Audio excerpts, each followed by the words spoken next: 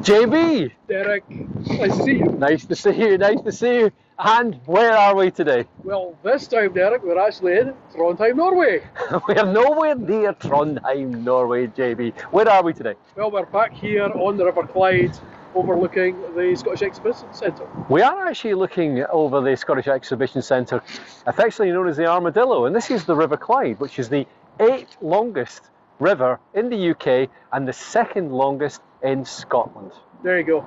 Armadillos. Steely on the outside, empty on the inside. I hope there's no inference there, JB. Anyway, enough of this. Should we talk investment? Let's talk investment. Great. Speak soon. Welcome to another DB Meets JB. My name is Derek Borthwick, I'm a minor communications specialist, and I combine the latest findings from neuroscience to help companies and individuals with their pitching, presenting, public speaking, sales skills and strategies. And I'm on a mission to improve the communication process between buyer and seller.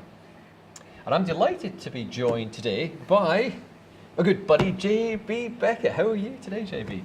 I must like it here because I'm back again, Derek. You are back again, I know. I think we've kind of moved in here, haven't we? It's quite nice, actually. It's quite nice, yeah. Well, today, JB, I'd like to talk about a very topical area, and that's the absolute return space. Mm-hmm. And I guess we should probably start off defining what do we actually mean by absolute return. What's your understanding of an absolute return fund or strategy? It's interesting because it became such a vogue term right in the last few years, and I think people think that absolute return is a new invention. The reality is that absolute return goes back to 1946, would you believe, in the US, and it was used ostensibly by US hedge funds and US institutional investors. So what is absolute return?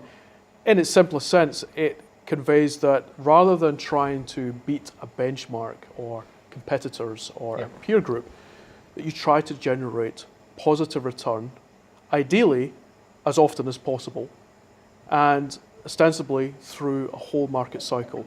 So whatever that market cycle does, whether it goes up, whether it goes down, whether it goes sideways, an absolute return fund is aimed principally and marketed and sold as such to deliver you a positive value. And quite often that will be a positive value that at least beats cash, because more often than not, cash can give you a positive return in any market cycle.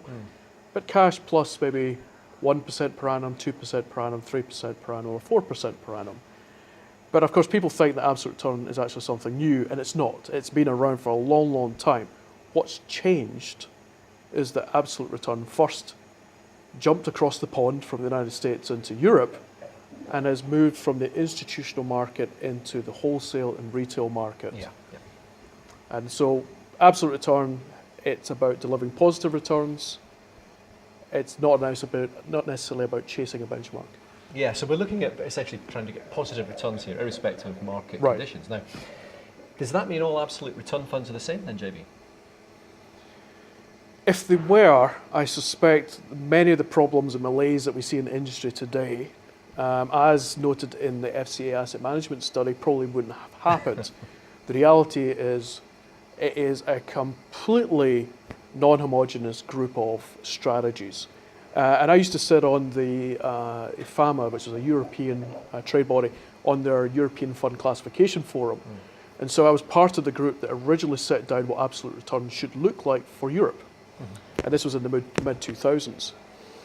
And we came to the conclusion then that we couldn't actually typify an absolute return fund because absolute return is not an asset class. It is an intention, almost a promise, albeit they're not guaranteed returns, but it's a type of strategy that tries to deliver that positive return. And so we have absolute return funds today that are effectively equity-based, long-short, which basically means that the fund manager is both buying the equity market and selling against the equity market.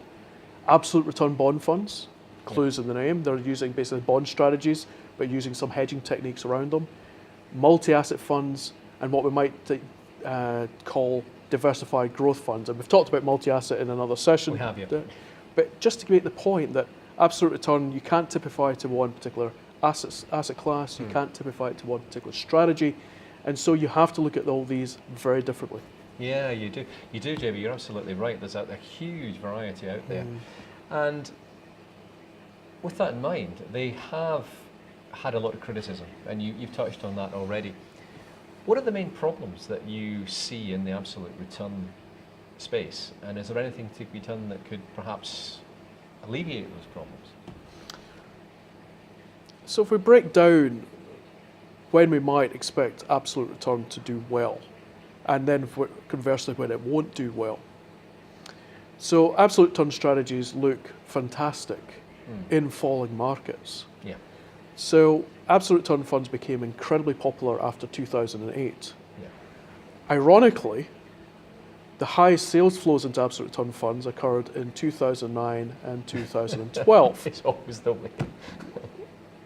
Probably the most pronounced bull market in history. Yeah. And I called this the uncertainty premium. It was like a hangover. Investors felt incredibly battered by the great financial crisis and therefore wanted to try and dial out some of that uncertainty about where it was going. Don't forget that whilst that 2009 and 2010 were very aggressive bull markets, we were still at a point where we thought that financial markets could completely collapse. We didn't feel like we were out of the woods. And so investors were lured into buying them increasingly. So I think that's part of the issue that we've seen with absolute return funds. And I've forgotten where my flow of thought was. We were talking about the criticisms. The and criticism, how they could yes. actually be. So we'll cut there. So the criticisms that are then levied against absolute return funds are that in bull and momentum markets, they don't do very well. Well, they're not expected to do very well. So there's a bit of misreporting, I think, in the media about that. But even when we've seen the introduction of volatility and some fall-offs in the equity market, absolute return funds still haven't done very well. So something's not quite working there. So the criticism is they just don't perform very well. They've been net erosive to capital once you take into account charges. Charges have been another criticism of absolute return funds, that they've been charged far too expensively. And then if we look inside those strategies, we can see that many of the sophisticated trading, sophisticated idea generation and strategies have just underperformed. And why is that? Did the strategies suddenly become too clever for their own good? Did they think they suddenly believed their own hype that they could outperform the rest of the market? It's partly true. In reality, many of these strategies are run very prudently by very competent fund manager teams. Yeah. We've seen too many funds proliferate into the market, and that's a massive issue. That you now have the good, the bad, and the ugly in the absolute return space. 10 years ago, there was only a handful, much easier to both research and select them. Now there are a lot more. But also many of the underlying presumptions of what makes absolute return strategies work, particularly in the multi-asset space, is one, diversification effect. There's a general textbook rule that if you diversify your portfolio, that you can smooth out the individual volatility of the different assets to generate a more consistent return. The nature of the markets in the last couple of years have made that incredibly challenging. And if we look over the last year, very few asset classes actually was able to outperform 3-month dollar-denominated LIBOR, which is the interbank lending rate. So that's obviously going to be very challenging for multi-assets. So they're facing performance criticisms against a very challenging macro environment that is seeing asset classes underperforming at the same time, but actually they should be out of sync. So the diversification that they're expecting isn't happening. And again, that just ramps up the criticism that they've been receiving.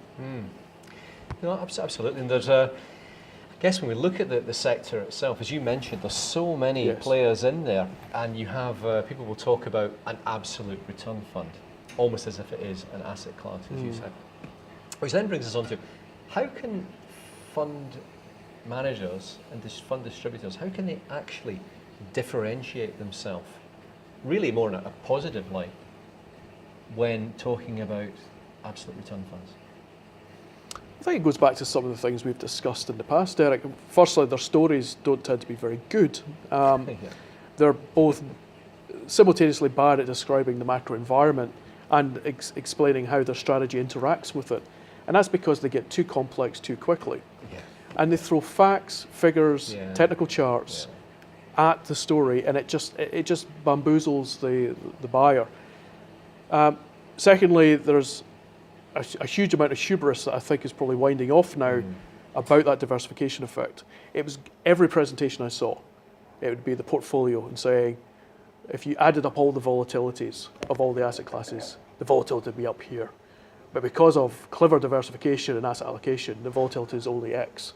Well, we can see that that's actually not been true over the last couple of years. Why? Because correlations, the relationships between asset classes have broken down.